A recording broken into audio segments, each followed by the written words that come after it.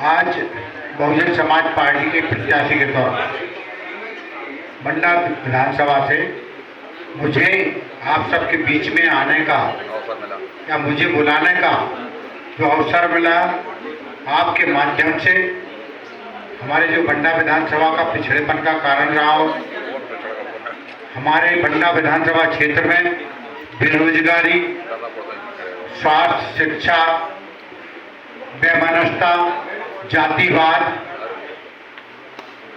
भेदभाव, इन सब विषयों को लेके संपूर्ण में आप पूरे विधानसभा में देखिए बहुजन समाज पार्टी के कितने विधायक जीत के आएंगे, तब पता चलेगा सरकार में कौन भूमिका में होगा। तो जब हमारी भूमिका प्रमुख रूप से रहेगी तो इस बंडा क्षेत्र का पिछड़ेपन का जो कारण है, जो हमारे अंदर मन में विजन है, चाहे छात्रों की पढ़ाई को लेकर हो, सागर और बंडा में इतनी पेयजल की समस्या है, वो भी राजनीतिक इच्छा शक्ति के बिना होगा।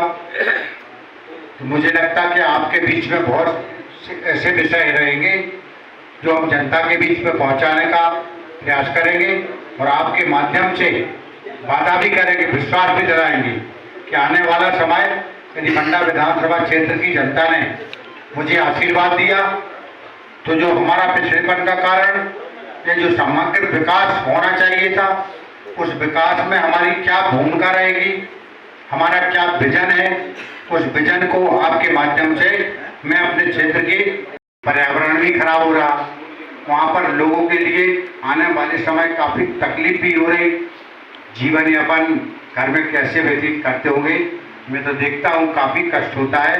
उनकी फसलों को जाके आप देखिए तो आज भी ठंड के समय पर इतनी डस्ट जम जाती है तो उतने जितनी मात्रा में तो वहाँ पर उत्पादन होना चाहिए, लागत से भी आधा उत्पादन नहीं निकल पा रहा इस सौर फैक्ट्री से।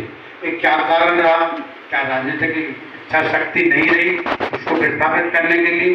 अपनी सेवा के माध्यम से अपनी बात पहुंचाने का प्रयास कर रहा है। तो क्या जातिवाद को स्वीकार करके क्या चुपचाप बैठा जाना उचित होगा? मैं जनता की आवाज़ उठाने के लिए मुझे बहुजन समाज पार्टी अपने फॉर्मूला, मुझे बहुजन समाज पार्टी विचारधारा से मैं पूर्व से भी तालमेल रखता था। मैं उस परिवार से आता हूँ जहाँ पर हमारे अनुसूचित जाति जनजाति के भाई बंधु रहते हैं, उनके बीच में हमेशा समरसता का, समता का कार्यक्रम हमेशा बनाए रखता था। तो मेरे तो विचारधारा पहले से थी उसमें। दादा, सौर फैक्ट्री का आपने मामला उठाया, 10 साल से भी आप बाहर से निकल रहे थे, सिर्फ चुनाव के वक्त क्यों? चुनाव के पहले नहीं, मैंने चुनाव के पहले, आप मेरे साथ चलिए, चुनाव के पहले भी मैंने पत्रों के माध्यम से इस बात को उठाया है। मैं आज भी कहता हूँ कि मैं पुरानी तारीख नहीं डालूंगा, आप पर विश्वास करें। पत्र नहीं ला पाया मैं, इसके लिए मैं प्रमाण नहीं आज ला पाया। मेरे पास पहले भी पत्राचार है। एक बड़ा आंदोलन हुआ तो उसमें आप शामिल नहीं हुए? वो कांग्रेस वो मिला जुला किसानों का आंदोलन था, किसानों का आंदोलन था, किसी राजनीतिक दल का आंदोलन नहीं था। किसानों के बीच नहीं कि मैंने वहाँ पर काम नहीं किया हो। मैंने उस समय भी, मेरे पास प्रमाण है, आज ला नहीं पाया, उसके लिए मैं क्षमा चाहता हूँ, लेकिन मेरे पास उस समय के भी प्रमाण है। मैंने बार बार इस संबंध में शिकायत की है, जहाँ पर टंकियाँ नहीं बनी थी, जहाँ पर टंकियाँ बन नहीं पा रही थी, जहाँ पर जमीन नहीं उपलब्ध हो पा रही थी, उसमें भी मैंने प्रयास किया।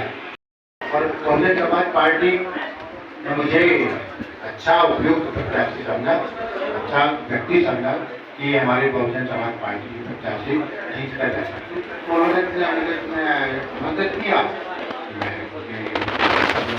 भाजपा से चुनाव की तैयारी सबसे पहली शुरुआत आपने की टिकट मांगने, क्या कारण रहे कि भाजपा ने आपको टिकट मांगने का सबको अधिकार करना है, सभी मांग थे, मैं भी प्रयास कर रहा था, लेकिन जातिवाद के आधार पर मुझे वहाँ से वंचित किया गया।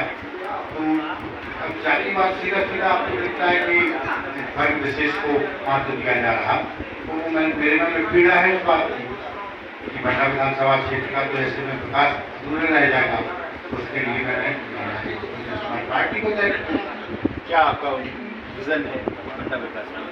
मेरा विचार है कि संपूर्ण विकास में दूसरी विधानसभाओं कराए।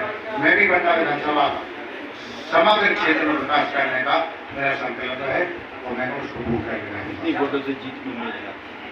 अभी तो जनता तय करेगी। मैं तो अपेक्षा रखता हूँ कि अधिक से अधिक मतदान हो और उस मतदान में हमारा परसेंटेज बहुत अधिक हो।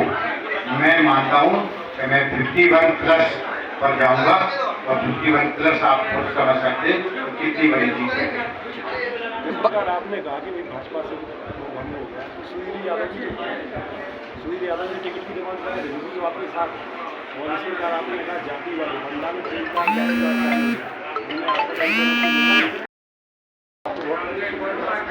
इस प्रकार आपने विधानसभा में कहा है कि विकास है नरेंद्र विधानसभा में विकास नहीं है, मंडई क्यों दिख रहा है? नहीं, बंडा विधानसभा में पिछड़ेपन का कारण है, विकास नहीं हुआ है। मैं मानता हूँ कि जिस दृष्टि से समस्त दूसरी विधानसभाओं में होगा उस अनुपात में बंडा विधानसभा क्षेत्र में विकास नहीं हुआ। विधानसभा अखाड़ा का मैदान क्यों बना चुनाव के लिए?